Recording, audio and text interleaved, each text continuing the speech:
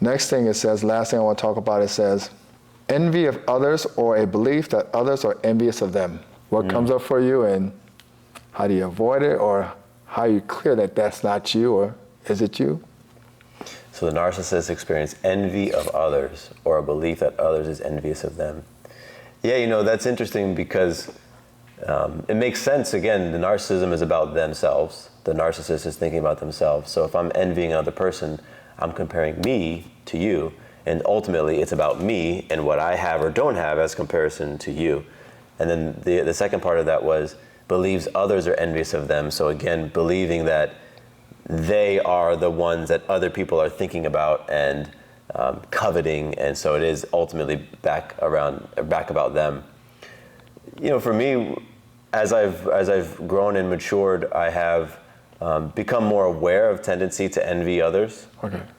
And I think something like being on social media was something that could feed any feeling of envy I had for other people. Okay. And as I've worked on my abundance mentality and worked on my spiritual relationships, it has very much had an impact on that, and recognizing that there is so much for all, and there are decisions that I make that are creating the experience that I'm having, and I can shift my perspective, I can adjust my habits, and there's so many things that I have control over, rather than envying and putting my energy into looking at and focusing on what somebody else has. So again, I feel that for myself, I have experienced envy, not to the degree to which this article describes a narcissist, but I can relate to feelings of envy.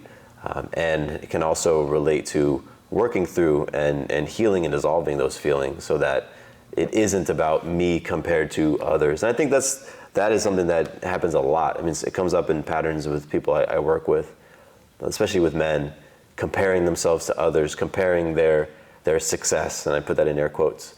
Am I as successful as the next guy or as the next person? So I have some level of being able to relate to what you shared, but not at the extreme of a narcissist. Beautiful, beautiful. All this has to do with codes and beliefs. So when I look at that and ask myself the question, does that resonate with me? Do I feel that I have that strong attribute in myself, envy of others, and I believe others envy me? Here's what comes up to me. Here's my core belief running. And all this, that's what we do. We take these beliefs and we run them until we're really convicted about them, because this whole game is about programming. I'm from this standpoint. When I see you, I see someone who has many gifts, because we all have many gifts. Mm-hmm. And when you're in your space of gift, I win anyways. I'm the one receiving it. That's what a gift is. A gift is what you give to someone else. So that's how excited I get to activate people's gifts. I'm like, bring me your genius. How often do I say, bring me your genius? Yeah, you say it. Because you bring your genius, I win. I get to experience your gift. It's like watching a great actor, a great performer, like, wow, what experience went through my body when you hit it? I was like, man, you feel it. Like, you just hit that act, or you're just a great athlete, or whatever. So when you bring your gift, or you're beautiful, like, think about beautiful men and women. You're the one that gets to experience the beauty.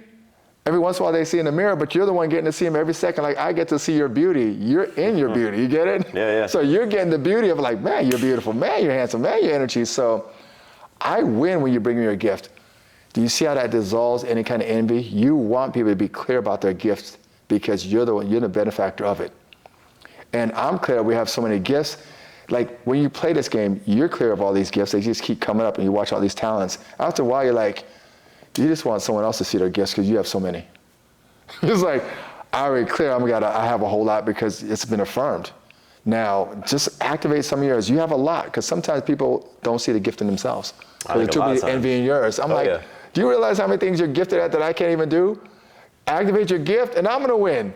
So it just, like you said earlier, when you start looking at it from that paradigm, it gets so abundant, and it gets overwhelmingly beautiful. Like, it's like you're overwhelmed by the power and the joy and abundance of it. It's like, wow, this is so much. So that's beautiful.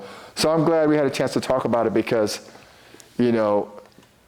when these women that we talk to encounter these men at that level of narcissism, they tend to see a lot of men that way, and they guard themselves from male energy.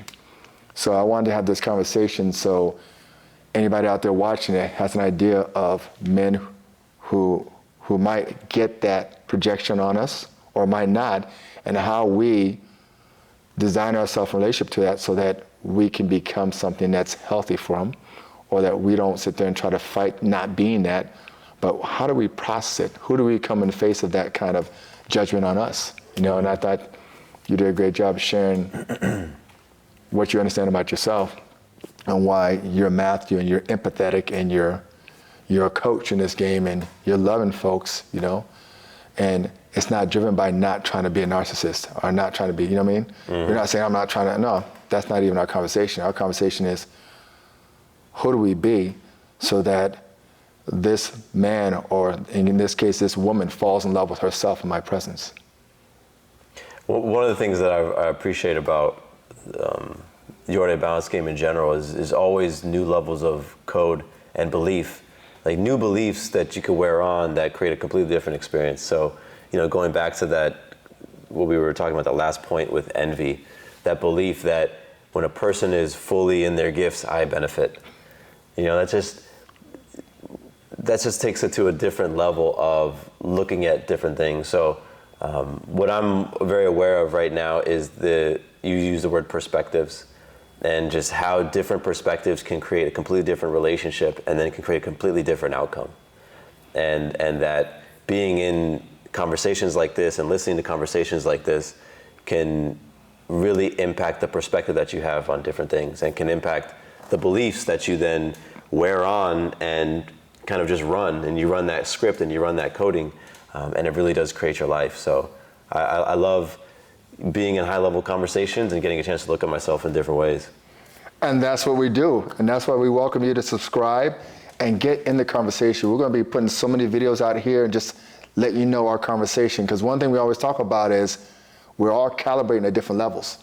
And if you want to see what level someone's really being at and calibrating at, just have a conversation with them about anything, because it's in our language, in our conversation, you can see what level they're relating to everything. So yes, if you want to become aware of that code, we call ourselves master coders, just like computers. We're constantly looking at beliefs and saying, that one disrupts this application, or that one creates a virus. Let's put this one in. Oh, it's running smoothly now. This application is working. So we just look at life that way. Our code, our beliefs is the code, and it's running these applications, and either it's working to create an effective relationship to ourselves and others, or it's not. And we're constantly leveling that up, and we invite you to come into that conversation with us, and also take your codependency test. See if that's something that applies to you, because this is all about teaching how to go from codependent to true independence. And then once you get to that true independence, then you create this, which is called interdependence. Matthew, anything else you'd like to leave them with?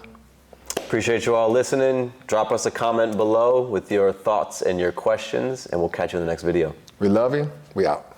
Peace.